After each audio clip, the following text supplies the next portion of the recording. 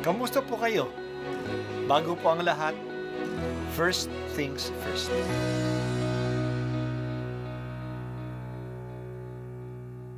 Good morning po.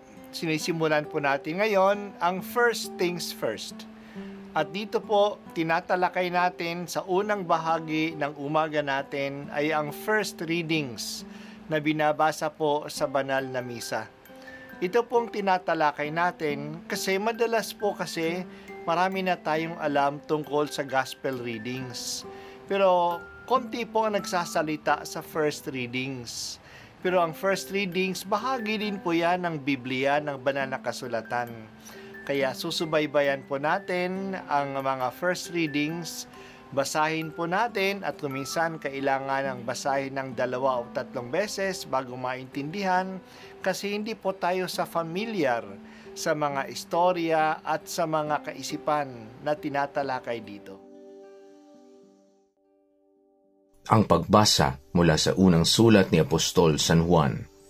Sumusulat ako sa inyo, mga anak, sapagkat ipinatawad na ang inyong mga kasalanan alang-alang kay Kristo. Sumusulat ako sa inyo, mga ama, sapagkat nakikilala ninyo siya na sa simula pa siya na. Sumusulat ako sa inyo, mga kabataan, sapagkat tinalo ninyo ang masama. Sinulatan ko kayo, mga anak, sapagkat nakikilala ninyo ang Ama. Sinulatan ko kayo, mga ama, sapagkat nakikilala ninyo siya na sa simula pa siya na. Sinulatan ko kayo, mga kabataan, sapagkat malalakas kayo. Nananatili sa inyo ang salita ng Diyos at tinalo ninyo siya, ang masama. Huwag ninyong ibigin ang sanlibutan o ang mga bagay sa sanlibutan. Ang umiibig sa sanlibutan ay hindi umiibig sa Ama, sapagkat ang lahat ng nasa sanlibutan ang nakapupukaw sa masamang pita ng laman, ang nakatutokso sa paningin, at ang karangyaan sa buhay ay hindi nagmumula sa Ama, kundi sa sanlibutan. Mapaparam ang sanlibutan at lahat ng kinahuhumalingan nito, ngunit ang sumusunod sa kalooban ng Diyos ay mabubuhay magpakailanman. Ang salita ng Diyos. Salamat sa Diyos. May dalawang bahagi ang pagbasa natin ngayon.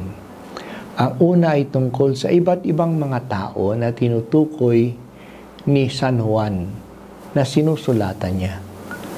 At ang ikalawa ay tungkol sa sanlibutan.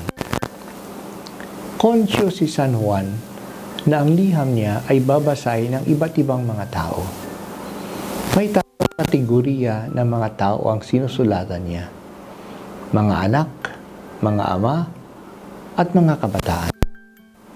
Ang mga anak dito ay maaring mga bata o kaya mga disciples.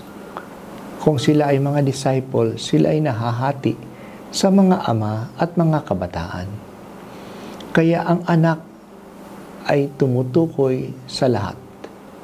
Sila ay sinusulatan kasi napatawad na ang kasalanan nila at kilala na nila ang Ama. Ganun nga tayo mga Kristiyano.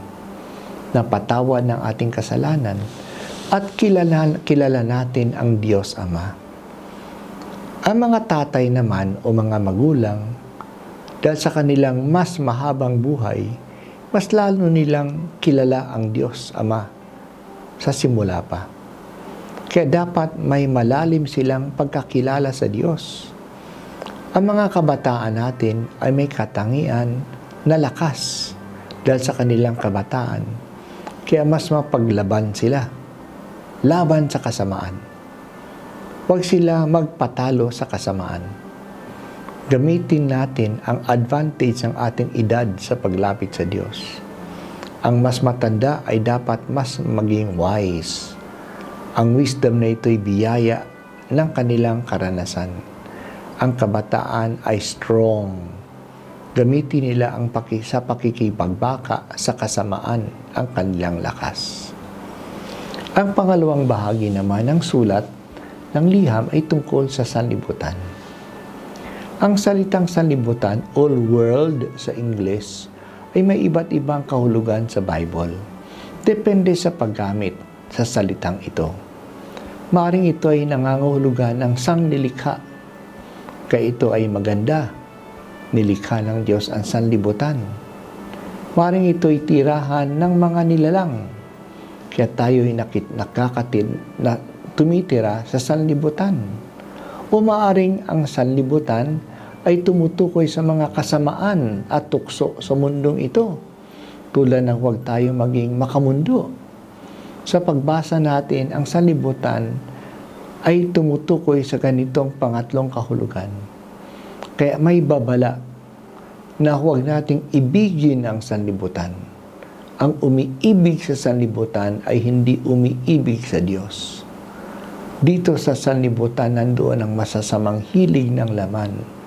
Nandyan ang mga nakakaakit na tukso sa ating paningin. Nandyan ang karangyaan sa buhay. Ang mga ito ay naghihiwalay sa atin sa Diyos. Hindi ito galing sa Ama. Pero ang nasa sanlibutan ay hindi tatagal. Lahat yan ay lilipas at mabubulok. Kaya kung itataya natin ang ating sarili sa mga ito, hindi tayo tatagal. Mabubulok din tayo. Kaya pahalagahan na natin ang Diyos at ang mga bagay tungkol sa Diyos upang magkaroon tayo ng buhay na magpakailanman. Ang katangian ng mundo natin ngayon ay secularistic, makamundo. Yan nga ang pananaw ng mga tao. Dito lang sa mundong ito, ang kanilang isinaalang-alang. Kaya maraming mga tao ay materialistic, kasi material lang ang napapahalagahan.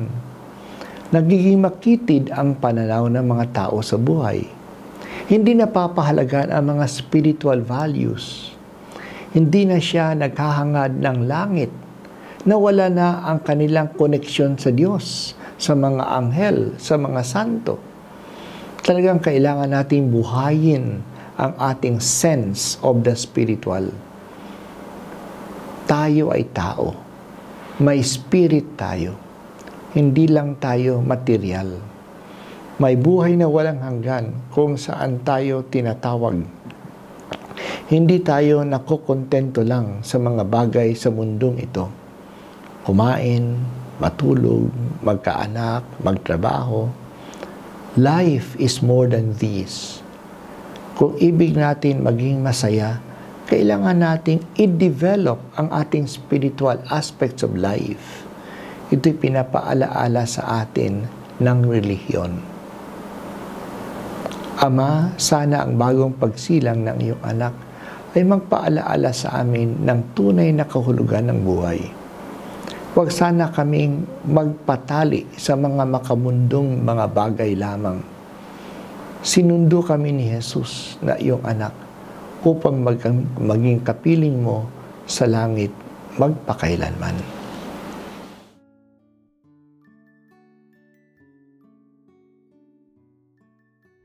At ako po ay si Bishop Broderick Pabilio dito sa First Things First.